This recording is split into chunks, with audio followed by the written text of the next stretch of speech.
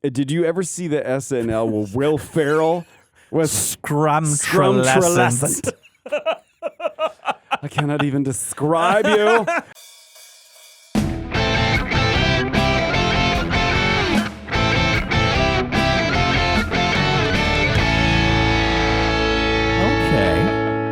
Okay, I see where we're going with this. This is the show.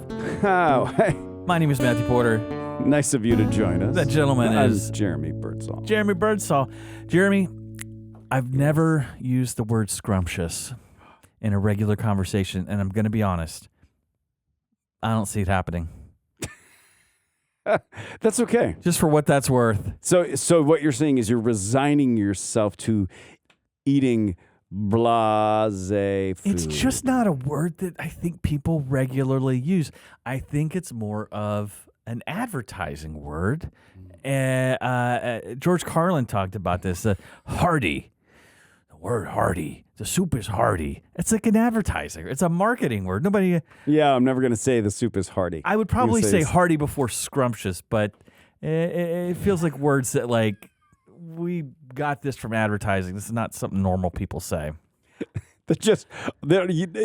You're right, because the minute you said that, I thought of something related to scrumptious, and it's not even scrumptious. It's worse. Did you ever? I'm sure you've seen Inside the Actors Studio that James lived in. Did you ever see the SNL where Will Ferrell was SCRUMTRULESCENT? I cannot even describe you. I will come up with a word, and I will do so now. SCRUMTRULESCENT. It was Drew Barrymore, right? I have used the word SCRUMTRULESCEnt. I will use that 10 times before hearty, and Correct. hearty 10 times before. This is scrumptious. Thank you. This is the most perfect example of why we're doing this, because you knew exactly where I was going before I went there. I'm not afraid to hit the hard issues, man. That's right. We take care of the serious business here. How are you, man? Woo. Got the endorphins flowing? Yeah. Is this what exercise feels like? This is amazing. Yeah. I might have to look into that. It's a lot like that, man. Okay. They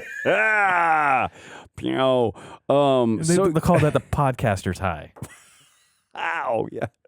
Let's just keep doing that. Stay right in this room. Keep going. That's it. Feel the burn. Yeah, you know what I did today is, right, so we live in Florida. And Florida has some tropical elements to it, but occasionally we get into some actual cold weather, or cold adjacent for you northerners. Yeah.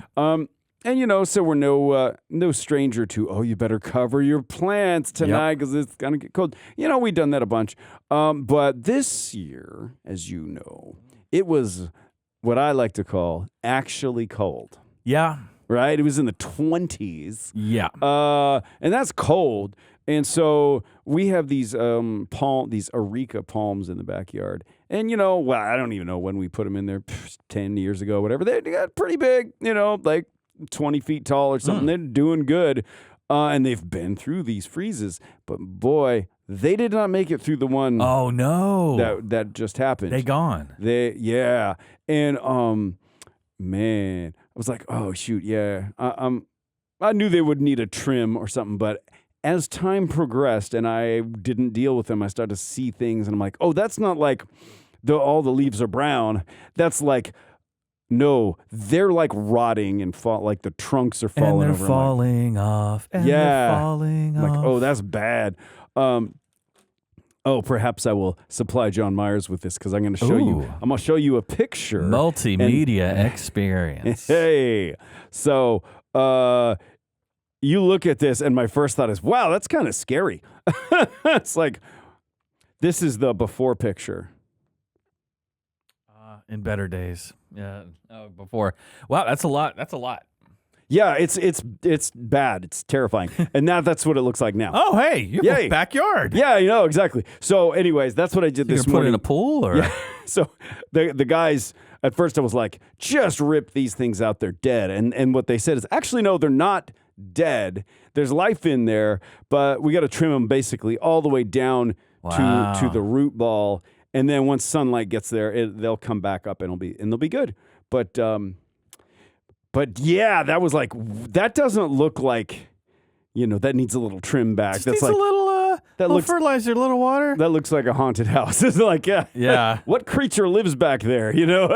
So the last couple of years, our avocado tree has been phoning it in, and Come on, man. yeah, you're like, bruh, all you have to do, it's in your name. You got to give me avocados. And one summer, it was just throwing them off like crazy. Couldn't make enough avocado, make enough guacamole. And then like nothing. And the next year, nothing. And you're like, man. bruh, do we need to get like a girl avocado tree in here? How does this work exactly? I can look up something.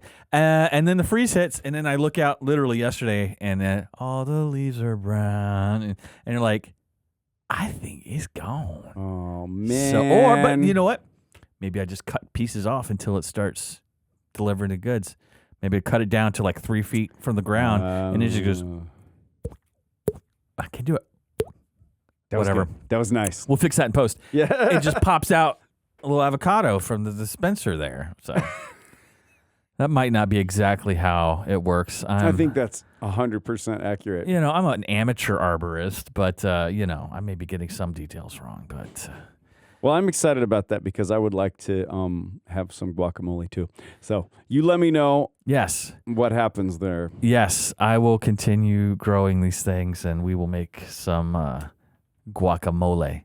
It is a season of renewal. Seasons are changing. By the time this goes live, it'll be pretty much the week that all the graduations happen with the schools, with the young skulls full of mush going out into the world to do all their things, which is it's a wistful time. We have a rising senior, so he's finishing junior year, and I'm like, oh man, to get real. I see so much dad tears happening in the next year. You watch the show, you're like, that guy's like a tough guy. He looks like he probably knows karate, and he's probably in special forces. Not actually, but I carry I carry that look of just like, he looks like he could handle himself in a bar fight. No, not true. I do put the fist in pacifist, but that's no.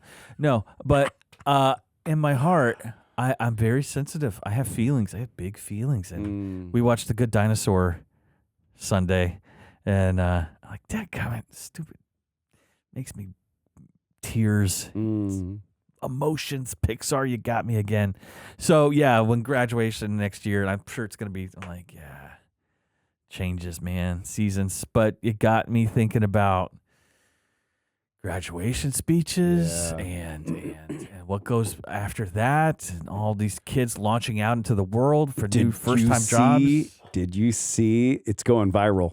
The UCF, University of Central Florida. Yes. We are based in Orlando, so UCF is a big school here. Did you see the commencement speech that just happened this weekend? No. So they had their commencement just this past weekend, and I don't know the name of the professor or that was speaking, but there's a clip that's now going viral because she's like, we've all seen the growth of AI, and the entire audience, which is mostly graduating students, start booing. Oh, wow. Boo. Oh, booing AI. Yes. Okay, not her. Like, No, you suck. That happened 5 years ago. No. Like, because they see the existential threat on their job prospects. Yeah. And this woman is trying to be like, hey, this is a thing that we're going to do. And she's like, oh, hey, just hang on, everybody, hang on.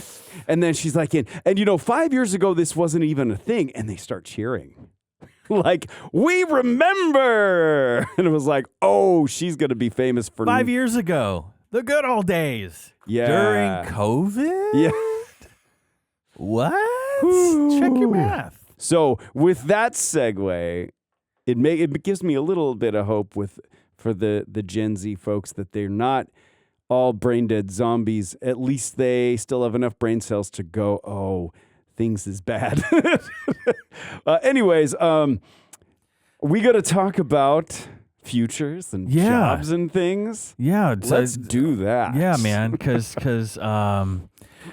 So, well, we'll get to the jobs. What advice? I mean, anytime we think about like advice, it really I'm noticing you veer into old guy giving advice thing. I'm like, that's a new thing for me. I'm like, I'm just a smart guy. I have some wisdom to impart, and now you're like. You gotta be careful, man. You're like, I'll tell you about a time in the 1900s when I was on my BMX bike and we were riding, and you're like, oh, all right, I gotta steer clear of being bad old guy storyteller. But would you give any advice? You have young folks in your life. See, you just nailed it. Did I pull the air out of it? You did because it's just you hit on a thing that has happened, because I frequently have interactions with my nephews. Yes. And I want to, because they're in that little era too. They're in college, just kind of starting out in college, and I want to say a thing, and I'll even be telling them and saying, hey, you know what you need to do is the 𝗦𝗶𝗶𝗶, and I'm like, this is not going to be applicable to them because of everything that's happened, and it is now 40 years since I did that or whatever. It's a different thing out there. Yeah, it is. It is. I was trying to think of anything I would tell them, and I always go back to a quote by this futurist author guy named Alvin Toffler, and I quote him so much, I should really look into what he does and what he believes. I'm going to feel really bad. That sounds like a real name. Yeah. They're like, oh yeah, Alvin Toffler, you know, he is that guy who drowns kittens and doesn't like Lord of the Rings? And they're like, oh, I really should have researched my quote people before I spread those quotes so broadly. Doesn't like Lord. I draw the line. Yeah. I mean, kittens, I can go either way. Yeah, but draw the line. But he has this quote that I go to all the time. It says, the illiterate of the 20th century won't be those who can't read and write, but those who can't learn, unlearn, and relearn. Change is happening. Yeah. And traditionally, there's been eras of change like the Industrial Revolution or the assembly line or the internet or these things. You're like, okay, this is a period of upheaval, and then the dust is going to kind of settle, and we're going to settle into what the new world looks like, and culture and work and career and life. Yeah. Well, that's not going to happen. I don't think the dust is ever going to settle, because the AI, it's going to continue to change. And just when you think you're like, okay, this is how it works. Great. There's going to be some new innovation that hits and upends everything, which is why I think what I would say the skill to have is sea legs, which sounds weird, but like, you know, you're out at sea and the boat is doing this. And I went on a deep sea fishing trip when I was a Boy Scout and just turned green the whole time. I wasn't able to grok it. When you're out at sea, man, that's not gonna, that shifts, that changes the constant. Yeah. And so you're going to have to go, okay, I can deal with change. And what I knew yesterday, maybe that applies today, maybe it doesn't. I'm going to be okay with that. I'm going to be okay with pivoting and relearning what I need to learn. I'm going to be okay with doing things differently. I'm going to hold on loosely to the world as I've known it, and I'm going to hold on to timeless things, but the particulars of how we do stuff, I might need to change careers a couple times. It's probably going to be the case. You're just going to have to wrap your brain around that to say change is going to be the main constant, I think. Prognosticator Matthew. And the second thing, and I'll keep this like super brief because, again, I'm not preacher Porter or anything, but imparting some wisdom. There's a verse in the Bible, and again, Steve's the teacher, I'm not, that says you should be ambitious. And you're like, okay, I like that. It says, make it your ambition to lead a quiet life. You should mind your own business and work with your hands, just as we told you. And it's funny because just yesterday, a poll came out that seems like for Gen Z, things might be heading in that direction. So there's a poll by Yahoo and YouGov, literally came out yesterday. 79% of Gen Z respondents said they prefer a private life, while only 9% said they want to be famous, which was very surprising to me. It's like they've gotten saturated and done with the like promote. There's nothing here. I just need to be famous for nothing. Yeah. The fame is the thing itself, not a byproduct of being really amazing at something. Right. And I wonder if a certain percentage of them have gone, I've seen that all the way to the end and there's nothing there. I don't want to be famous. I want to be helpful. I want to be useful. And in this same poll, 18% said they wanted to be successful, but not a successful but not famous tech entrepreneur. Okay, that's nearly 20%. 17 wanted to be a respected intellectual or professor. All right. 14% wanted to be doctors. Only 5% said, I want to be a digital creator or influencer, which feels very counterintuitive. Okay. First of all, great. Lots of thoughts on this. Number one, I feel like, I don't know this for sure, but I feel like if those same people were polled 5 or 6 years ago, the numbers would have been different. Yes. And I even saw an article to that effect. Okay. To say they did a similar poll not too many years ago and dramatically different. Sure. Because I remember that feeling. A lot of the talking head folks that I follow back, a couple of years ago were saying that all these kids, all they want to do is create content because you can see all these guys on Twitch who are doing that and Patreon and all that. Yeah. And okay, great. I do get it. You can create a brand and monetize the brand and whatever. I get that. But I think what people are recognizing is God didn't wire us all to do that. And that's okay. You don't need to be a content creator. And it feels like the narrative we've been sold is that you do.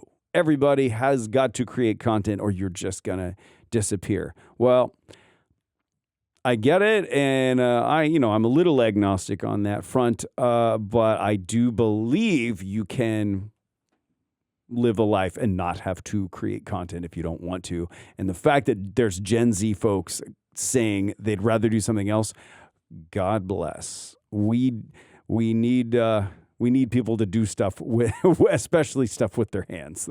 That'd be really good. Yeah, and I will say, as a approaching officially old person, there's doing great work that's largely anonymous, apart from the people who you're benefiting, and having people you love and people you take care of, and going home at the end of the day knowing you worked your rear end off and having a meal with your family and loved ones. Underrated. It's just a great way to live. Yeah. I don't need all of this. Just a quiet life is actually amazing. And there's nothing wrong with fame, but it when that is the goal itself, I think you're heading in the wrong direction. So good luck to everybody and good things ahead. I trust there's good things ahead, and this poll makes me a little bit more hopeful. And enjoy all of your various careers and before careers, your jobs. You're gonna do some weird stuff, man, to make some bucks and keep it legal. But I can say, one post high school, I did telemarketing for a while. Mm-hmm. So our product was a powder that you put into your toilet for your septic system. Oh, So, like enzymes or something. That yes. breaks down or whatever. So I'm calling people at dinner. Oh, sure. Oh, sure. I understand. You want to eat with your family in the hot food that you spent an hour.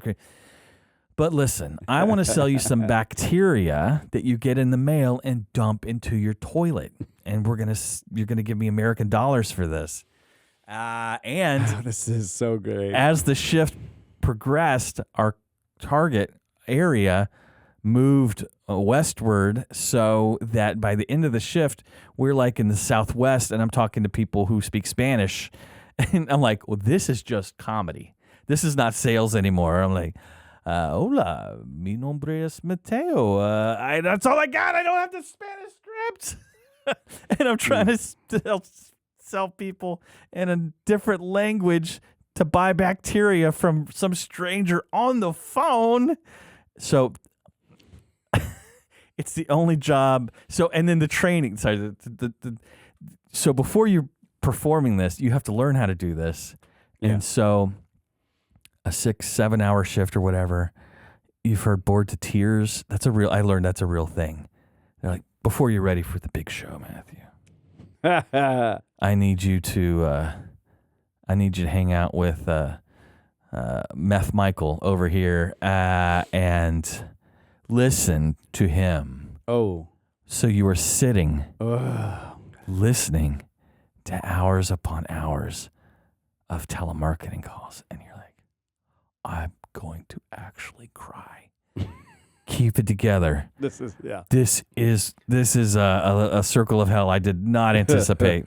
It's the only job I'm supposed to go there in like 30 minutes. I'm like, I'm not going. It's not going to go. Yeah. I'm not going to go. Yeah. I'm quitting this job. Right. And I'm not calling anybody. It was not the right thing. I don't think they missed a beat. I think most people either just stop going or just whatever. Sure. Yeah. So anyhow, I've had a few. Yes, you must have. Similar. Tell us in the very career that you have had, paint the picture, paint the canvas. Okay. So what are we looking at? Let's just say I liked what you said earlier about, hey, y'all, go forth and do things, and you're going to do some things, before you get to your real thing, you're going to do some things that you just got to do to pay the bills, and some might be not what you expect at all. But look for the good in any of it. There's something to glean in everything. Yeah. So I have been a stockbroker. Wow. And yes. Starting strong, man. I have been a stockbroker, a financial advisor. And I have also been a concrete donk. Literally the guy standing with like hip waders. Wait, that's a title? Well, it's a derogatory title. But it's basically the guy who's like, as you're making a sidewalk, you're like standing in it, like slopping it around and you're covered in like it burns. The kind of thing that if you don't wash off, it's not like this isn't dirt. This is gonna hurt. Chemical burn Lime you. Stuff. So I've done a range of things. There's good in all of it, but yeah, I've been very dirty in some jobs. Let's see. I started off, my very first job was, and I apologize to all the young kids, you might not be familiar with this, but back in the late 1900s, you could deliver papers. I'm gonna see if this is so 1900s. It's great. I love it. But I'm not going to do this for all of these, but I'll throw a little like what I gleaned from this kind of thing. All right. The overarching thing I gleaned in general from most stuff is, let's call it sales. Yes. For just a single syllable buzzword. I mean, I was 12, maybe. And this was in Seattle. Okay, Seattle. So, yeah, this is Seattle, and I am, like, taking my little 10-speed bike up and down these monster hills and, like, 5 in the morning delivering papers for 2 different syndicated papers over there. You were in demand, baby. And man, it was hard work. But, first of all, you got to keep straight who who are your customers and who ain't. Yes. So you don't want some people getting the Gazette and some people getting the Sentinel. When you're delivering two different papers, there are some that's one and the other. Some is like they get both. You got to keep that straight. Don't mess it up. It's like turf war, gang wars, man. It is.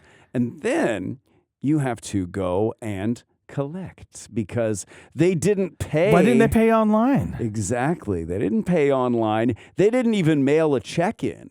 You physically went and, hi, Mr. Johnson. Hi, Mrs. Smith. You're billing as well. Yes. And so I'm like not an adult. And I'm like standing there with my little clipboard and, hi, so that's going to be $5.70 for this month. Wow. And, you know, most of them were cool. And they're like, here you go, buddy, and pat me on the head. Some would give me a tip. Hey, God bless. And some would stiff me because they're jerks or didn't take me seriously or because whatever, they were having some financial problems. So as a young person, I'm exposed to this is someone else's life here. I am now, you know, providing a service and a product. And how do you deal with being treated badly? How old are you now? I'm like 12. That's young. So I learned a lot of sales. And okay, first of all, listen, sales sucks. It's a crappy job in whatever. It just sucks. However, the concepts you learn in it are unilaterally applicable to everything in life, and I'll take that to my grave. Yeah, everybody's in sales to one degree or another. Even if you have like, I have a great idea, where you have to sell it to this person for them to take it up. So. Yeah. The idea of the elevator pitch is literally how do you get a sales pitch of yourself to someone and you're just meeting them? How do you break the ice and sell them on how great you are? This applies to dating and relationships and whatever. So sales is important. I will say on a side note, I've sold some things I'm proud of and I've sold some things I'm not proud of. And I'm intrigued. Not a good salesman in that a good salesman, and the good is in quotes, a good salesman can sell ice to Eskimos, that old joke. Yeah. I can't do that. And it's not to say I'm some morally, ethically great person. It's just that I suck enough as a salesman to be like, I can't sell ice to Eskimos because they don't need it. Right. That's like the caricatured version of sales. That's it. Yeah. I think of sales. I think of my dad, who was an independent insurance salesman for 30 some odd years. And you think, okay, insurance salesman, just smarmy and just uncomfortable. He's the most laid back, low key, Southern guy you'd ever want to meet. And you're like, hey, you need insurance? Obviously, that's why I'm here. You invited me here. Here's what the three options are. Options. Yeah, whatever. I'm here to answer any questions. And if I was you, I'd probably go this direction for that. Whatever you want. If you want none of it, and it's looking for a fit. Yeah. And I'm like, that's always been my model for sales. So I mean, I know it has like a baggage for some people, but you're like, looking for fit and just trying to help. Not help yourself, but put yourself in the other person's shoes. So, well, that's the thing, and just as a takeaway for anyone going out there and coming across sales opportunities, and my nephew Simeon recently did this, and I tried to speak some words of wisdom into his life prior, and then he ended up having to live through them the hard way. And I'm like, there you go. I didn't think that was going to work, but now you know. Okay, great. Is learn as much as you can about what are you selling and why are you selling it and to whom are you selling it and what is considered a good deal. And it's not just because I'm trying to get as many of these whatever out there. It's I want you to have the right thing. I don't want you to just have a thing so I can make my commission. I want to make sure that you're happy because if you're not happy, you're going to make my life worse later because you're going to tell all your friends that I'm not a good person and then you're going to give me a bad Yelp review or whatever else. Better Business Bureau, all that stuff is real. So anyways, I have done concrete labor. So concrete, stockbroker. I've been spent a little bit of time doing roofing in high school, very briefly. There was a time in college I was doing male dancer. Yes, well, times were tight. That's where we met Jeremias. Yoza.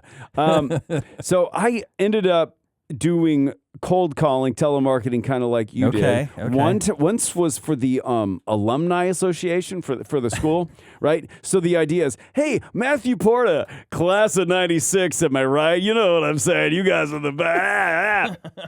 So what's funny is, you're trying to be like, hey, have you ever considered donating to the school? Yes. It's your alma mater, so you're playing on the, don't you remember the times when you went to, and what I learned real quick was lawyers, they can be pretty cool. Okay. They're like, yeah, I remember my time at Kappa Alpha D bag. And most of them anyway. You know what I'm talking about. Right. Yeah, there were certain pockets of people because kind of the whatever they were doing in school, or maybe more likely whatever they're doing now in their life, they're comfortable talking. Maybe they've got a little, disposable income. They might be like, oh, well, sure. That's cool. But then they even they had us going through by major. Yeah. Right? Right. Guess what happened when you get to the general studies people? Like, why are we even calling these people? They don't have jobs. Your alma mater, who you're still paying payments to. They're like, what if you paid this? some more? That doesn't go towards the principal that you owe. No. I mean extra. What's it for? Well, Did I mention the bumper sticker? Yeah. I held that one back. Thank Boom. you. Thank you. That's really quality. My college would do that. My alma mater at small private liberal arts college. And they're like, hey, Matthew's checking in on you, class 98. Just want to know if there's anything we could pray for you about. I'm like, yeah, okay. Oh, right. That's so. Also, another reason I called, they're like, yep, I want you to feel every bit of awkwardness and making this gross segue. Like, we're also trying to do a fundraiser. Like, cool. So, did you just want you should just ask me for the money. Don't ask me for the prayer request. That's gross. It makes it really. I need to go take a shower. Yeah, that's yucky. Oh, I'm sorry. Yeah, I know. Sorry I'm like, about that. yeah, you're like, just don't do that, man. So that job I had for I don't know however long I could stand it, but I did not enjoy that. And yet somehow I found myself doing it again for a different part of the university. Yes. This was like, first was alumni association. The other one was like athletics. Yeah. So essentially it's the season ticket department for the football team. Okay. And that's a little easier to get behind. Yeah. And so this was the base, like you just said, the basic concept was not so bad. Like, these are people who like the football team. They're also alumni typically, but they're going to buy season tickets and whatever. The magic I got tasked with was apparently a job that nobody wanted, but I was well suited for it, maybe because of my charming personality. But they were like, here's the deal. Based on their donation alone, you get to choose their seats. Oh. I'm like, this is a lot of power you're giving this. I am drunk with power. It's like, I'm all of 20 years old and I don't know nothing from nothing. And I really don't know the sports ball that well. Why are you? And they're like, because none of us want to do it. And these people get angry. And I'm like, I ain't afraid of these people. And so I started literally on data alone. This is telling you a lot about my personality. All right. On the data alone, like, well, Mr. Johnson is sitting here. And Mr. Smith is sitting here, way up high. This dude's giving more money now. I think we ought to go like this. Okay. And I started doing that, and then they started getting the calls of people saying, hey, man, I've been a season ticket holder for 15 years, and how come my seat's worser this year? And I got to be the one that said, because you didn't give any money this year. Bruh, pay to play. And they're like, how dare you? And I'm like, I don't make the rules. I just enforce them. I'm like, I'm like your grandson's age. So anyways, that was another telemarketing experience I got to if be. you got a problem with it, you come down and talk to me. My name is Jimmy Smith. Exactly. Name of your boss. 100%. Yes, right. I dare you to come down and fight me. Yeah. That's Jimmy Smith here. Pow. Pow, pow. It all comes back to the violence. Good strategy. You may or may not know this, but I worked at not one, but two radio stations. That's right. KPND 95.3. The Frog. North Idaho's 95. Back then it was playing the best of the 70s, 80s, and today. Because today was the 90s. So that was in high school. And then That's awesome. As I transferred to college, there was a station. There was like a career fair, like, before school got started in like August. Just wandered around the career fair and their local radio station. No kidding. And I'm like, yeah, I better just swing by. And so, they're looking for interns that they weren't going to pay. And I'm like, I actually have my restricted radio telephone license. And they're like, would you like an actual job for money? Wow. And I'm like, yes. They're like, would you be the midnight to 6 guy? I'm like, I got nothing better to do. Do you have coffee? I'll do it. So, yeah, I DJ'd at a couple of different stations. That was a top 40 station. Wow. So learned a lot about popular music. What era, what year that range was are we 19 and 96. 96. Okay. So mentally, I'm thinking, like, what's top 40 then? Like, it was Alanis Morissette and Joan Osborne and Annie Lennox. Tori Amos. And that's more college rock. Yeah, but I mean, we also played, God bless them, we played Green Day. And we played... good times. Yeah, it was great. It was a lot of the post-alternative stuff coming out, and I had a good time. Cool. So anyways, just a range of experiences. The stockbroker one was quite a trip. That was that's a juke. You didn't expect that at all, did you? That. No. So again, telemarketing, all on the phone. Yeah. But did you ever see the Giovanni Ribisi movie Boiler Room? No. It was, but you know the movie I'm talking about. I know the movie, yes. And it was exactly like that. Really? It was that movie. Yes. It was total Glengarry Glen Ross. Coffee is for closers. Oh, man. It was high intensity, high pressure. Like Jordan Belfort selling penny stocks and... Sell me this pen. Yes. I mean, seriously, it was like that. So again, I learned a lot about sales, and I saw the bad side of the trying to sell something to somebody that doesn't want it or need it or can't afford it. Just don't do it. Yeah. But the takeaway in that one is we had a script of whatever stock we were pitching. Yeah. And this would be the script, like a page. And then attached to it would be 30 pages of objection handlers. Yeah. Right? You're going to say no. I need to talk to my wife. Hold on. Yeah. Boom. That's page 12. Yes. Okay. So, right. There's an answer for almost anything. Yes. And basically, it's not going to get you your yes, but it gets you over the first hurdle or maybe the first couple. And eventually, like with sea legs, how you described, like, you stay flexible, stay loose, listen to the guy. Perhaps you'll figure out what it is. Perhaps you'll learn this really isn't a good deal and you just let it go. But that was a wild, job. And well, okay. So cards on the table. That was a pretty high, exposure kind of job. Like you said, that was a juke. You didn't expect me to say that, right? Yes. There's a reason I'm not doing it right now. It's one reason. And that is I sort of lost my taste for the stock market in that the idea of the stock market is anybody can walk in there and invest in something and, hey, maybe it goes up and, hey, maybe it goes down and whatever. We're all, got the same opportunities. No, we don't.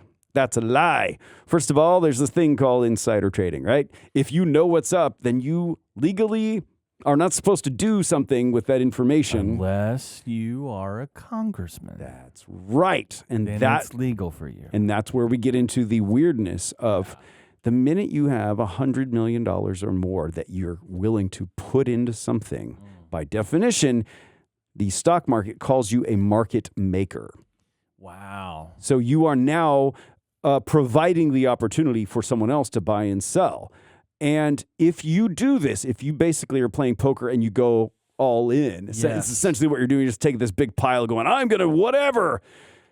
You become a self-fulfilling prophecy. Yes. Because there's so much volume moving in a positive or negative direction, it shall happen. Whereas you and your $1,000 or your 10,000 or 100,000 doesn't even register in the ocean of those kind of guys. You go from being a thermometer to a thermostat. Yeah. Yeah. That's exactly. And so how would I even say it? It was even part of our sales pitch that we are pitching these business owners, and maybe they got some money to throw into this. That's great. But none of these are like Warren Buffett people at all. They don't need our help. They got their own people. Yeah. They are their own people, right? So what we say is, well, we watch what those guys do. We watch what the industrial hedge fund traders are doing, and we can get you timed. We don't have any insider information, but it's close enough to where they're making waves. We can let you surf their waves. That's a good pitch. Isn't it great? See, you want to buy from me, right? Yes. Like, you cannot be the wave, but you could surf my wave and we'll make a bunch of money. Well, guess what happens? If you miss the wave, you get squished. So you might as well take your dollars like that enzyme thing and just put it right in the toilet. Then you flush it down and you wave goodbye. But Jeremy said I was going to surf the wave. That's why I don't do that no more. So the time when you heard the widow's tears over the phone, you're like, I'm out. Yeah, right. Anyways, I was a farmhand. A farmhand? Yes, with a farm that had cows and yes, and it was a Christmas tree farm too. Like they grew Christmas trees. Like, wait a second, you can't call yourself a farmhand at a Christmas tree farm, but this is in addition. Okay. There's a difference between a farmhand. Tree husbandry. You don't understand. These trees give birth. That's how they're grown. Listen, there's a difference between a farmhand and a ranch hand. Okay. I was both. You say farmhand, you're like, it was a petting zoo. Like, wait, hold on, dude. Right. You're not riding rope. Okay. But, okay. All right. Farm. There's a tree farm and a farm. So, like, I did stuff with the trees. Did you deliver animals? No, but I did weigh a calf one time. All right. Like one morning, they were like, "Okay, so one of the cows gave birth. We got to go out and check it out, make sure it's cool, and then weigh her." And so we did that, and this was so great. Like, I am nobody from nothing. I don't know nothing. I'm a greenhorn, as they say out on the farm. And the guy's like, "All right, here's the deal. So the way you weigh a cow is there's this, like this strap and you put it underneath them and you hold it up until their legs are just enough off the ground, and you can see that, they'll hang down and whatever." So two things. The person doing that has to kind of wrangle the animal to like get under, then do this, and you got to be physically strong enough to lift them. Now again, it's strapping young lad, newborn calf, but this animal can weigh 80 pounds. Yeah. So that's it. You got to be able to do that. The other person's job is to keep the mama cow from killing you both. Oh, my. Guess which job I got? So the responsible guy was like, "Look, I'm going to handle the baby and figure this out." And okay. Yeah. He's like, "I'm going to wrangle the calf." He put his life in your hands? And he's like, Terrible "You watch idea. the mama," because she's looking at it. And I'm like, "Whoa, what do I know?" He's like, "You get between me and her." So you're rodeo clown, basically. Yes. Oh, yeah.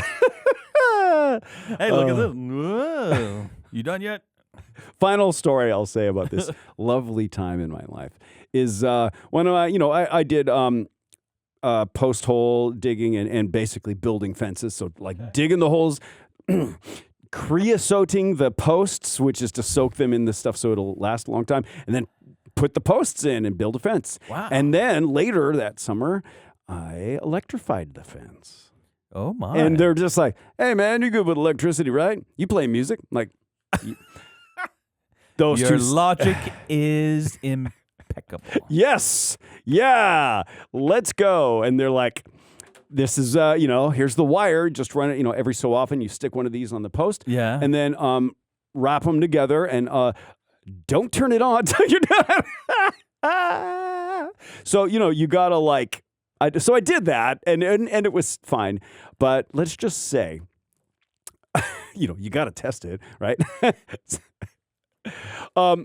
I still do not remember exactly how this happened. Right? There's this one cow pasture that is, like a squarish shape. And I have gone around and run the wire around the whole thing. Mm-hmm. And that's all done. Now, I don't recall how it happened this way. But at some point, the fence is on. I've flipped the power on. And I'm on the outside of the paddock. And I need to get to the other side. Now, this is a true story, Matthew Porter.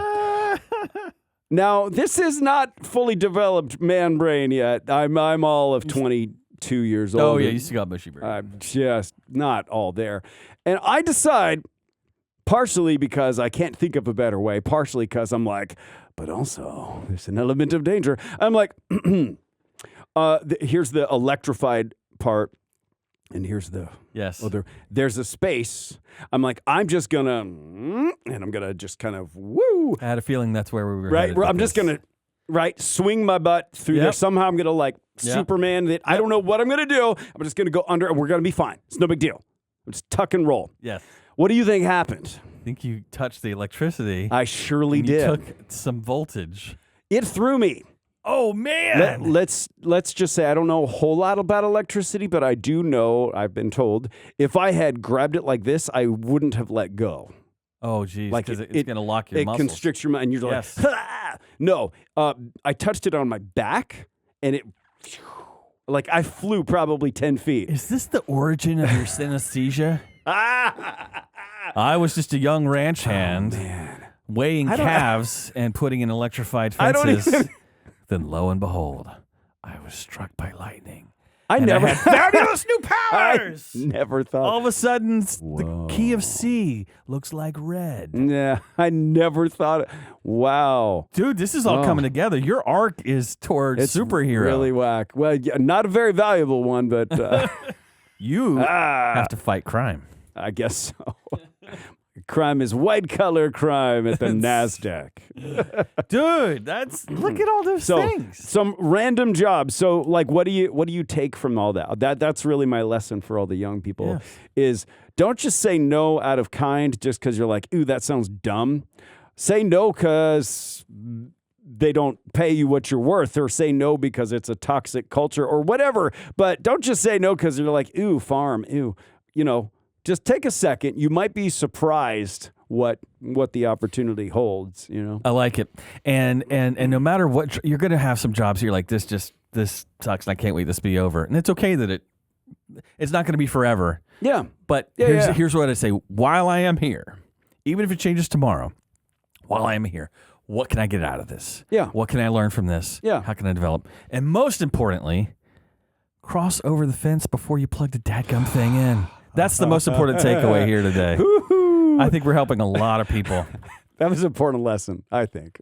Well, that's good. We're helping so many people. I want to get a grant. We need to get this underwritten, and we're really doing the Lord's work here. I think you're right. Well, I do have a moment of rad. It's more embarrassing than educational. But before that, really quickly, thank you to keylife.org for letting us do this buffoonery. We just wrapped up another stellar episode of the nationally syndicated talk radio show, Steve Brown, etc. This one featured Scott McKnight and Adrian Gibson.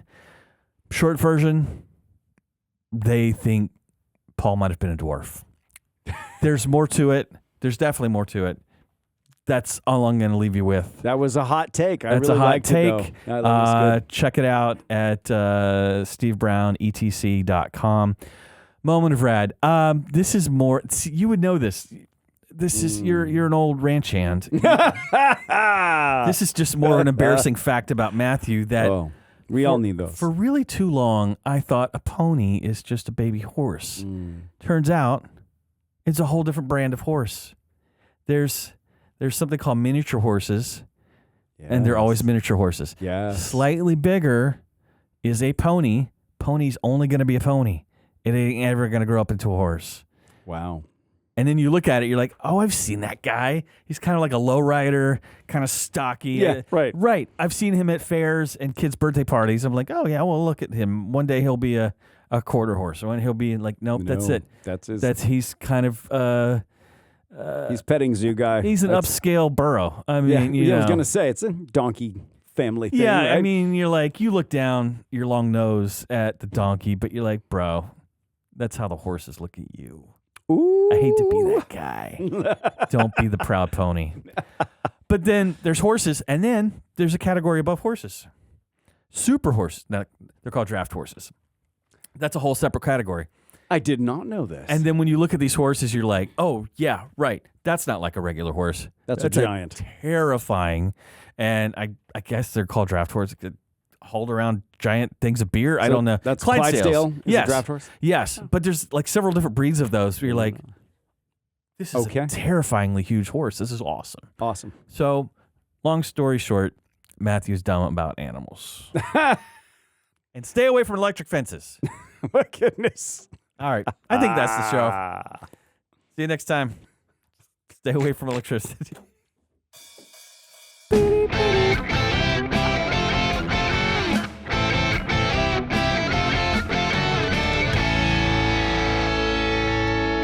Realize I was going to get into that one today. That really happened, though.